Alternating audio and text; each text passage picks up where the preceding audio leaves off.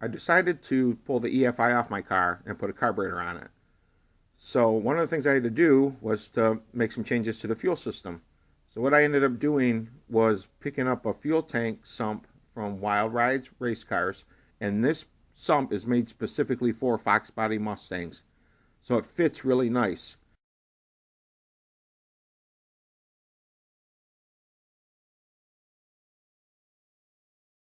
The only issue I had with it is my car has an aftermarket fuel tank on it. So up at the front, in this area up here, I had to cut. I had to cut a little bit off the end. I had to shorten it up a little bit because the aftermarket tank has a funny shape to it. But other than that, the sump fit perfectly.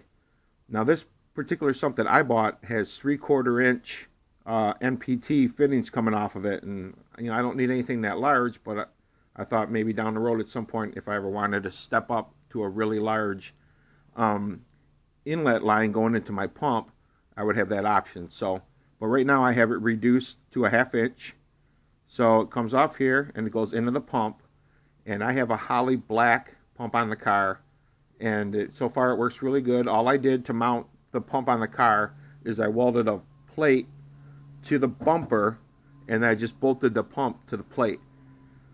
And then coming out of the pump and going up to the front of the car, I have a 3/8 inch fuel line, and I have that supplying the regulator, which is mounted in the engine compartment. So we'll move up to the front of the car, and I'll show you my fuel system setup inside the engine compartment.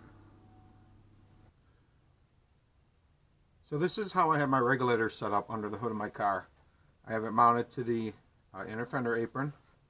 The fuel line comes up through this fender apron on the bottom, and I took a old grommet for a PCV valve on an EFI lower, and I used that in the hole to protect the hose from rubbing up against the metal and wearing a hole in the hose.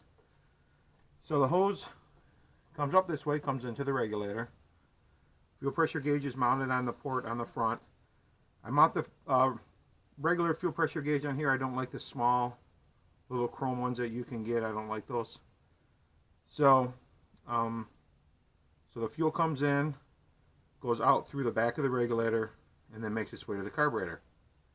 The reason I run the fuel line out the back side of the regulator is because when the car is accelerating, natural forces are kind of, pushing the fuel and all the other fluids in the car to the back of the car.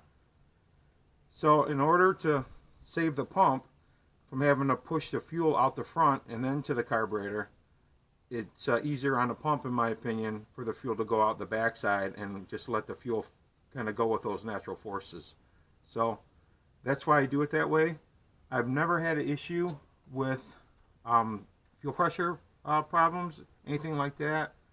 I have a column mounted fuel pressure gauge, and I always have really steady readings. I don't have any kind of fluctuation or anything like that, so it works well. I don't plan on ever putting a power adder onto this car, no nitrous or turbo or supercharged or anything like that. So the fuel system, that how I have it set up now, I think is going to be just fine for whatever I end up doing with the car. So I'm going to turn the camera around, and I'll show you the rest of the fuel system where it goes up to the carburetor, and then that'll be it.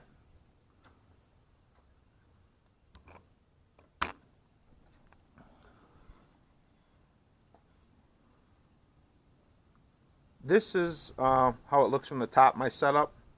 So you can see the gauge is obviously nice and easy to read.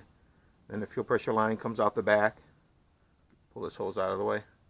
And you can see it kind of follows along where it goes up to the carburetor.